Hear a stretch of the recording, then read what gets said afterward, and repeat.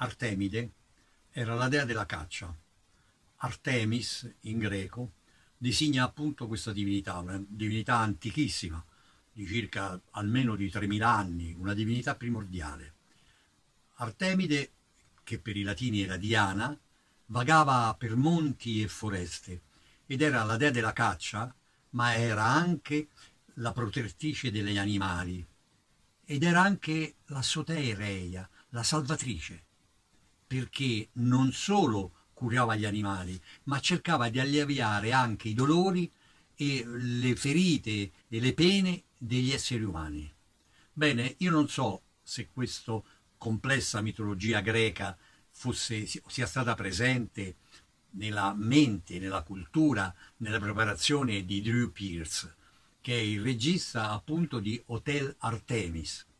Ma tuttavia calza perfettamente a pennello, perché l'Hotel Artemis nella giungla di Los Angeles, una giungla futuribile del 2028, cioè praticamente fra 9 anni, una città in preda a disordini, con la polizia che spara e uccide e i rivoltosi che distruggono tutto pur di avere l'acqua pulita, in questo caos infernale c'è l'Hotel Artemis, cioè c'è questo rifugio particolare, blindato, all'ultimo piano di questo albergo all'aspetto un po' decadente, e questo albergo che nella realtà era il vecchio Hotel Alexandra, un albergo di lusso costruito nel 1906 e poi man mano decaduto, che ha ispirato alcuni interni e alcune situazioni per il regista, e che si trova proprio accanto alla Rat Alley, cioè il vicolo dei topi,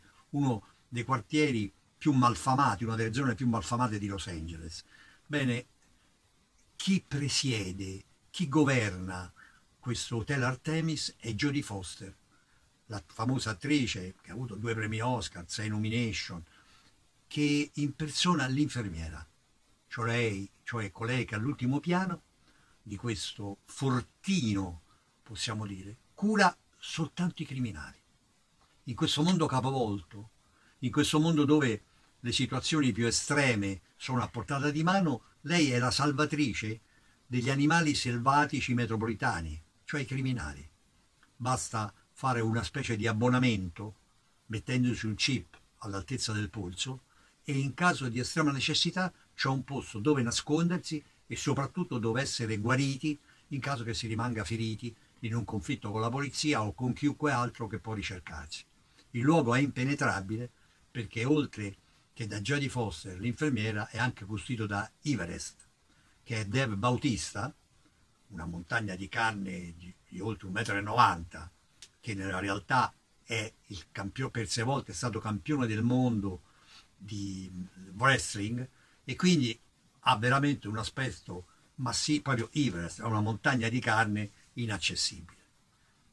E Everest è praticamente colui che salva l'infermiera, ma l'infermiera è anche sembra un uccellino fragile in questo mondo, e devo dire Jodie Foster dà una straordinaria interpretazione, addirittura invecchiandosi più di quello che è, addirittura avendo attacchi di panico, addirittura essendo lei che cura tutti, essendo una dissennata nelle cure per se stessa, beve e prende farmaci sbagliati, tuttavia come più si trascura, più trascura se stessa e più è prodiga di aiuti verso gli altri. È chiaro che bisogna pagare per avere questo, è chiaro che bisogna fare in modo di ricompensare l'infermiera, ma al momento chiunque arriva è accolto. Basta che abbia il chip nel polso che testimonia che è un vero criminale, o perlomeno che ha pagato l'abbonamento a questo straordinario ospedale completamente blindato e completamente autonomo, ai gruppi lettogeni, a una televisione e soprattutto è dotato di più sofisticati impianti di chirurgia, quella che sarà la chirurgia fra 10 anni, cioè bisturi elettromagnetici, a infrarossi, bracci robotici articolati, Da Vinci, computer che sono in grado di fare scansioni e riprodurre in 3D gli organi del corpo umano che devono essere sostituiti. Ma tutto questo in un ambiente lussuoso ma fatiscente, in un ambiente che sembra la maschera di Los Angeles che sta corrompendosi e corrodendosi ed è tenuta in piedi da che cosa? Da una forma assurda ma tuttavia speciale di solidarietà. Chi presiede a tutto questo è il Re Lupo, il più grande gangster della costa, che ha fatto questo dono all'infermiera, pronto anche a servirsene all'occorrenza. E coloro che capitano all'interno sono costretti a vivere in questo fortino asserragliato, in questa gabbia d'oro. È chiaramente un gioco di specchi che racconta la gabbia d'oro in cui ci troviamo noi, ognuno di noi chiuso nel suo mondo, asserragliato disperatamente nelle proprie certezze o nei propri dubbi, e tutti come l'infermiera e come i suoi ospiti sappiamo che è più facile entrare che uscire da noi stessi.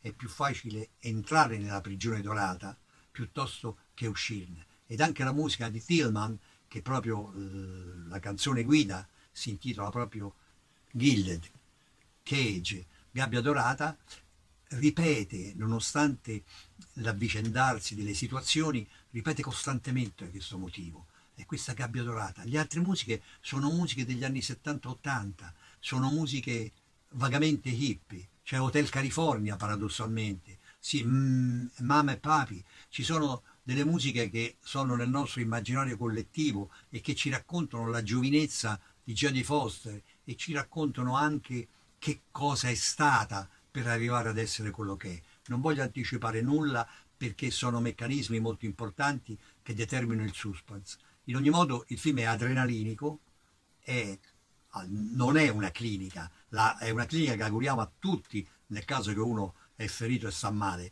ma chiaramente ha una degenza piuttosto movimentata, è una degenza, diciamo così, pericolosa quanto la vita che è fuori.